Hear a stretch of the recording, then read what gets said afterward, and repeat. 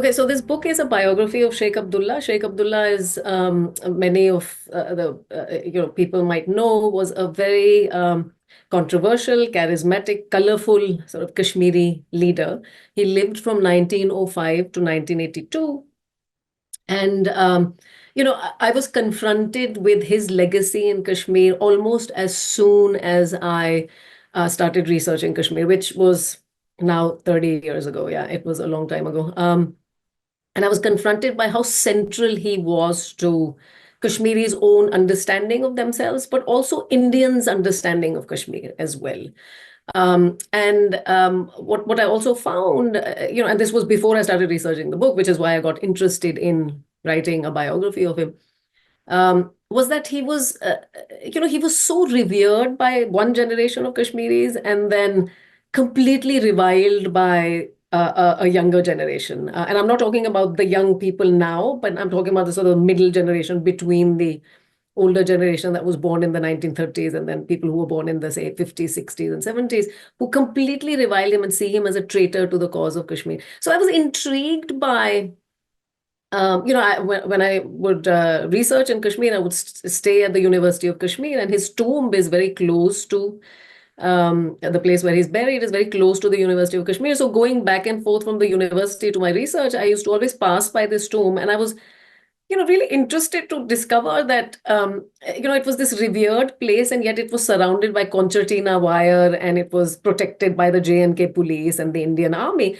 And I wondered why he had so his reputation had flipped to such an extent, right? So that became another reason that I decided that I wanted to sort of work on his biography to really trace the shift in perspectives about him, but also to get at the root causes of some of the big things that Sheikh Abdullah did. So, for instance, he supported the Indian nationalist movement in the late 1930s, and then did sort of a volte-face, it seemed, in the 1950s, where he turned against India, and then he was removed from office as Prime Minister of Kashmir, and then he stayed he was in and out of sort of some kind of incarceration for 16 to a very long time, right? For 15, 20 years. Then he came out, and again he did a volte-face and joined hands with India. So there were these moments in his life that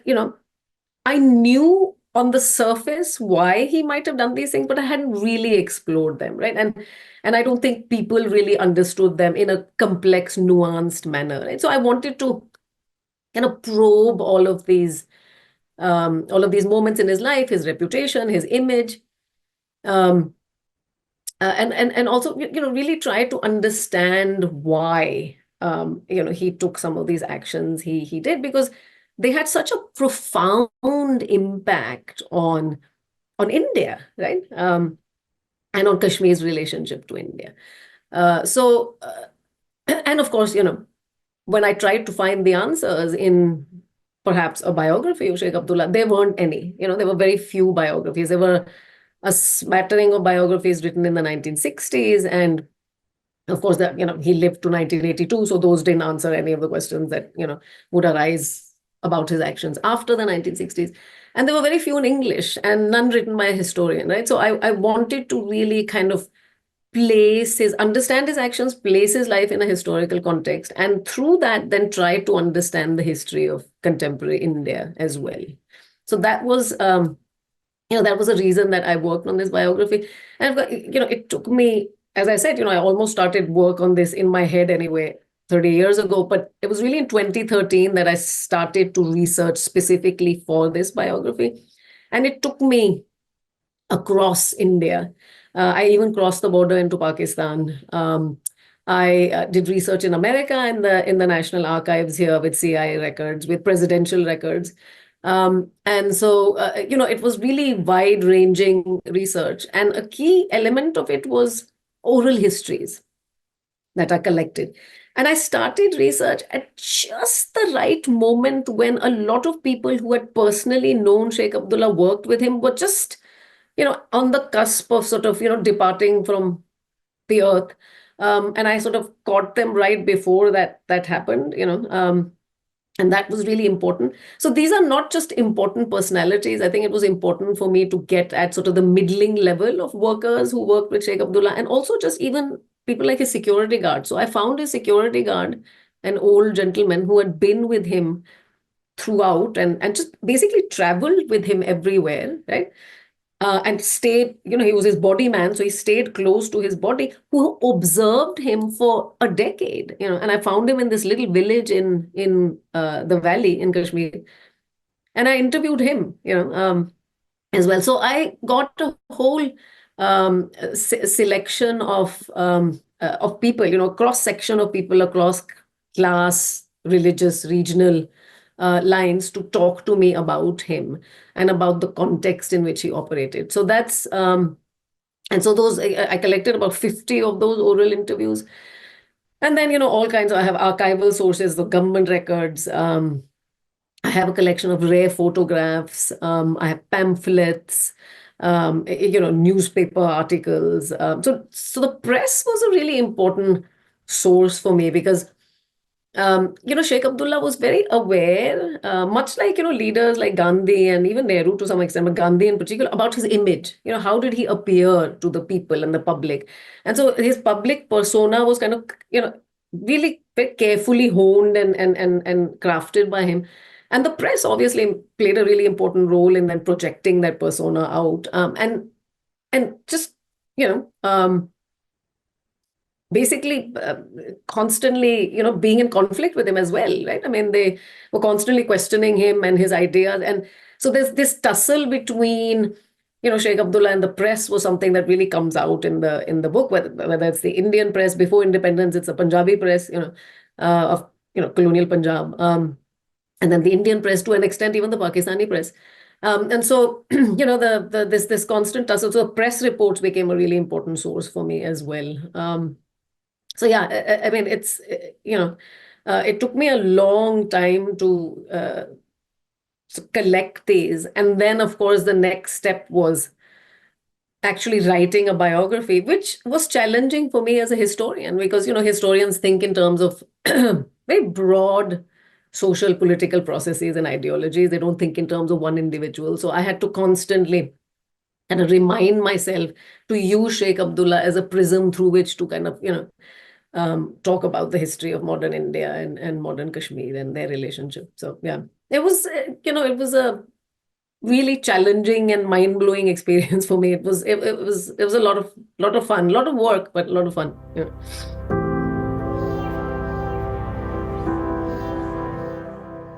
Well, even when I was writing it, I think these themes, and one of the themes I just sort of ended on, which is the relationship between history and biography. So that's a very broad theme, right? So how can biography become a means for us to tell the history of, an individual's biography become means for us to tell the history of an entire, country and its becoming, right? And Sheikh Abdullah, of course, was, a regional leader in India. But what it allows us to do, if you look at India through his life, is to really think about how India became itself from the peripheries, rather than looking at it from the center out. I'm sorry, it's kind of looking at it from the margins in, and that gives you a completely different perspective on becoming. And I mean, Sheikh Abdullah is just one of many regional leaders that were really significant to India's becoming a nation state in the post-independence period and even in the late colonial period as well. And I think we need to unearth those people and write more biographies because we can tell the politics of India in a much more sort of comprehensive way if we come at it from the margin. So that's one theme. And related to that theme is the theme, of course, of the relationship between center and region, right? In this case, between center and Kashmir. So how did India become a federal state, right? India crafted for itself constitutionally a federal, framework. And Kashmir played a really important role in the way that India was thinking of itself in the immediate post-independence period. And of course, here you have the inclusion of Article 370 into the Constitution to give Kashmir a status, right? Because it was a disputed territory and so on. And of course, previous to that, it was a princely state. So it was a way for India to integrate Kashmir. So India had many different sort of, federalisms, in other words. In some it was successful, in others it wasn't. And you can, really see that coming through in this book. Um, so that's another thing. In terms of Sheikh Abdullah himself, there's a theme that runs through his life, which I think touches upon India, Indian nationalism as a whole, which is this theme of kind of balancing, and this is what Sheikh Abdullah did all of his life. And sometimes he was successful, other times he was not. Balancing his Kashmiri and Muslim identity with being an Indian, right? So how does, where do region and religion fit into our narrative of Indian nationalism, right? So that is really embodied in Sheikh Abdullah's life. And we can see that. I mean, if you read this book, you will get a real sense of how these three ideas, region, religion, nation, come together. Um, and how difficult they are to, in fact, balance, right? Because for his Kashmiri Muslim constituents, Sheikh Abdullah had to speak a different language than for his Indian constituents. And for Pakistani constituents, he was also speaking in a different, and for a global audience, he was talking in a totally different tongue. So he was, he's constantly sort of trying to balance. And because Kashmir is also a global issue, right? I mean, it was being mediated at the UN. It's interesting how the global element plays out in these region, religion, nation, and how India kind of presents itself as a global entity. But I can expand on that further. But yeah, so it's how do you how does the narrative of Indian nationalism, and if you think about the late colonial period, Sheikh Abdullah is very clear. He talks in very similar terms to Gandhi, because Gandhi is also speaking, but from a Hindu perspective. He says, I'm Hindu, but I think of India as a plural nation, right? So Sheikh Abdullah was saying the same thing. I'm Muslim, but I think of India and Kashmir's place within it in terms of this, you know, plural national idea, right? Where the Kashmiri nation can coexist or exist within the Indian nation, right? So there's, I think this theme is perhaps the most central to the book.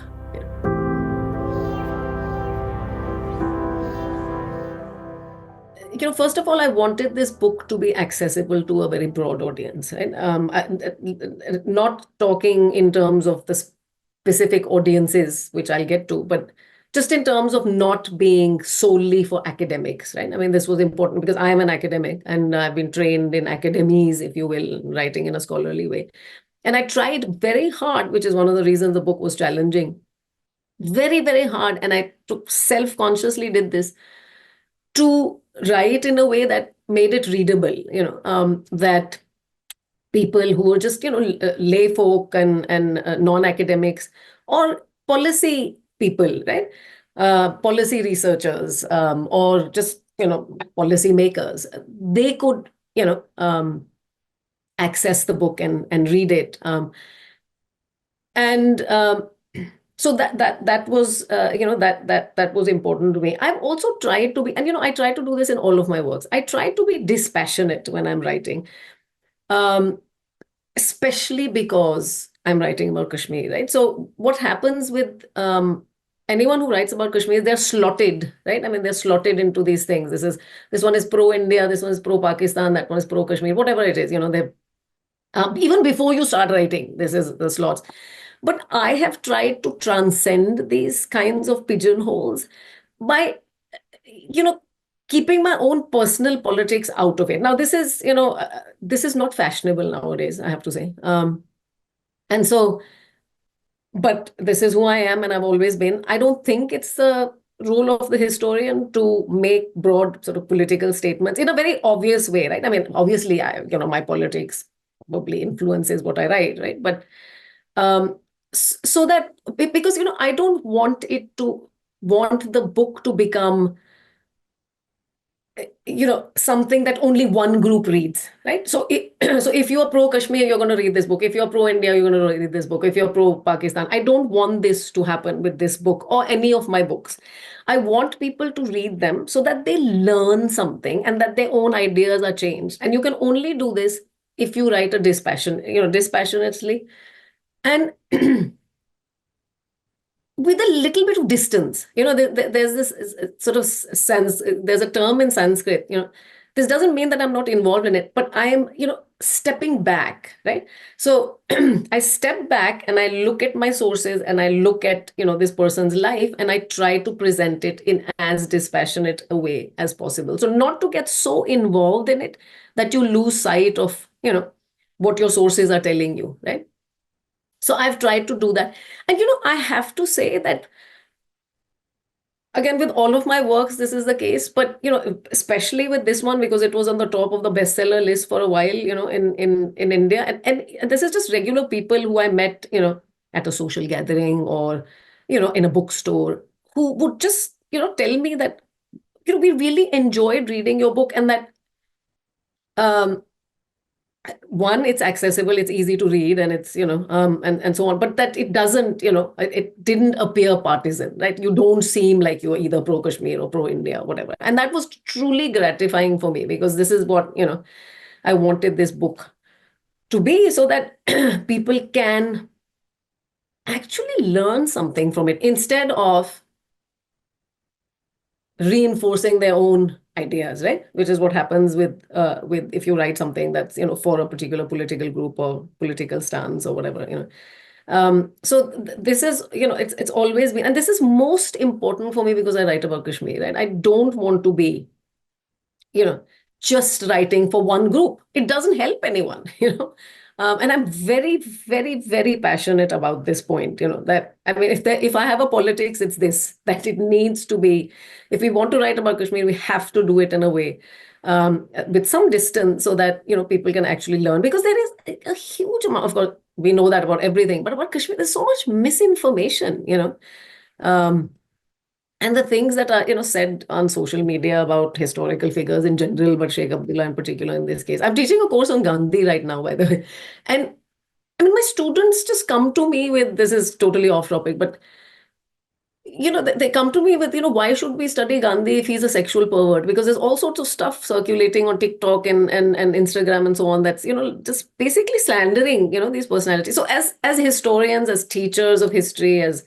educators, I mean, what do we need to do to, and make it so that these figures are presented in all of their complexities with all their flaws, so I have not shied away from Sheikh Abdullah's flaws. I mean, he was deeply flawed, but I think that's what made him the leader he was, right? So, and that's what explains why some of the actions he took, but also, of course, the global and the domestic and context, right, also explains why he took some of these actions. So yeah, I think that I have been happy, that people are reading the book. I think, reviewing it, I mean, across the political divide. So, for instance, in one of the reviews, the reviewer said, you can disagree with some of the things that are said here, but it's extremely informative and you should pick it up and read it, right? So something to that effect is what I'm getting from a lot of, um, the reviews and just the general, anecdotal sort of conversations I've had with people. Yeah.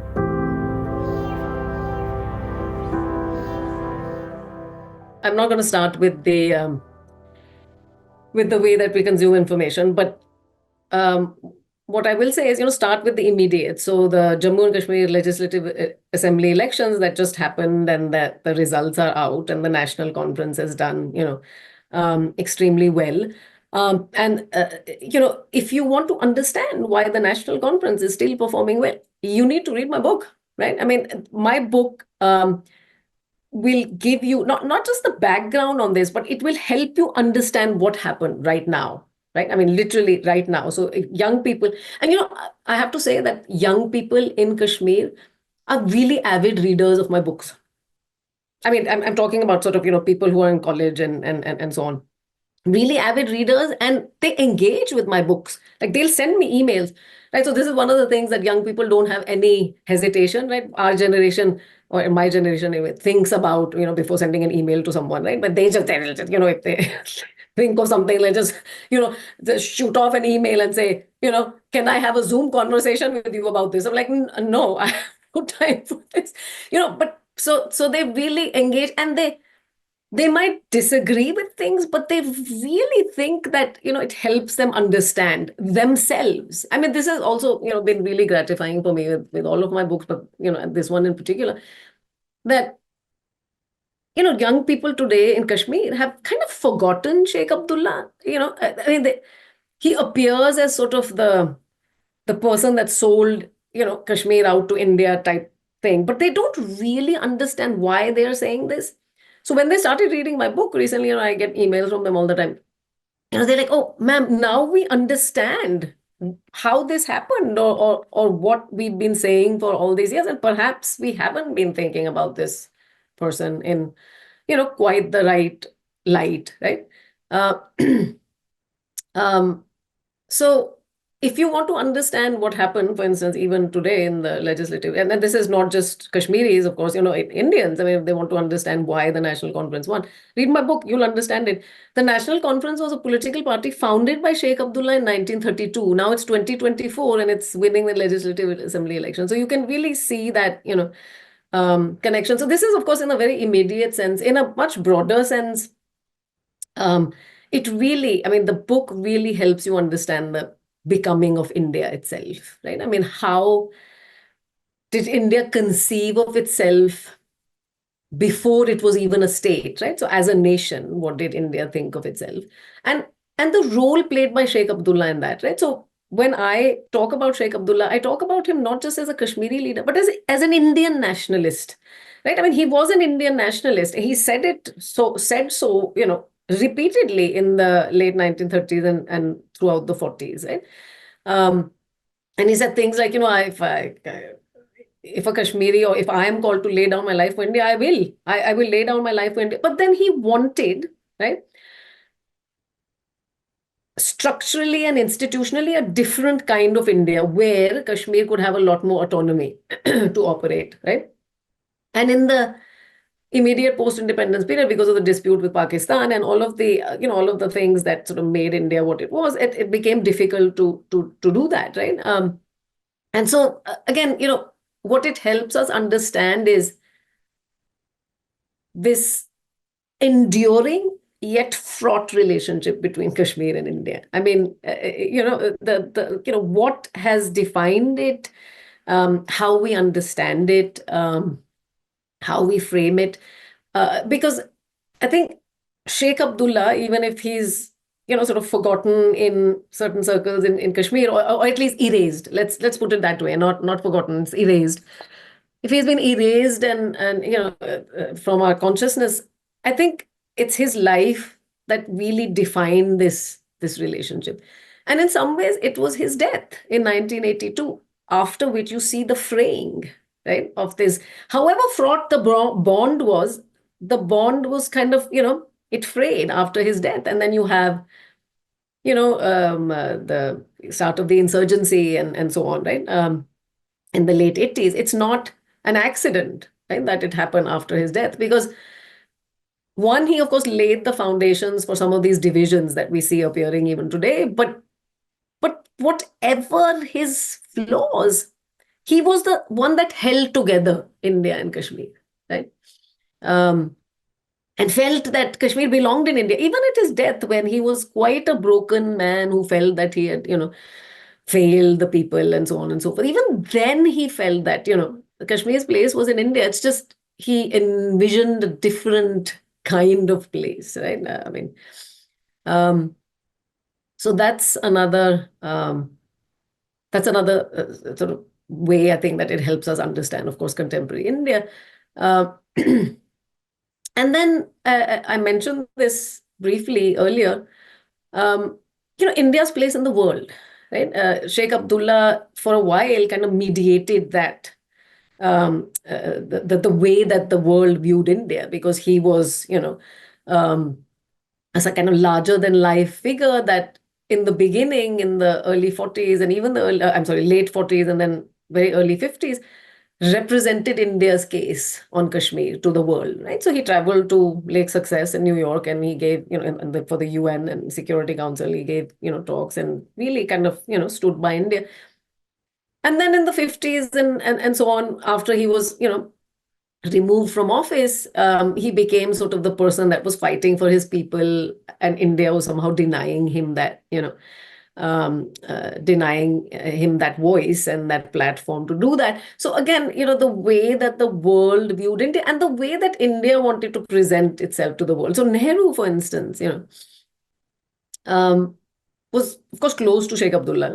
This is the other thing that I've didn't mention, that this is a biography of Sheikh Abdullah, but there are all these characters, some of whom we know really well, like Nehru, Sardar Patel, J.P. Narayan, that come out in this biography in like totally like new and novel ways, right? That from perspectives that we've never seen them before. And then there are lesser known people, right, that we've never heard of, that were really important in this story as well.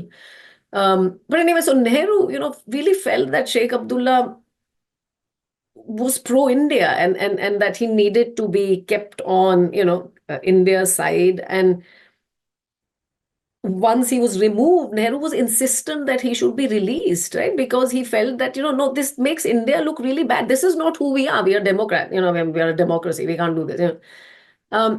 So this, and of course, the whole Cold War context is playing out, right, on the site of Kashmir and the UN and so on. So the way that India looked at itself in a global context, the way that India interacted with the UN in early years, right, was very much determined by Sheikh Abdullah and Kashmir. So you get that sort of global picture as well. So some of my sources, for instance, are State Department, CIA, and so on sources.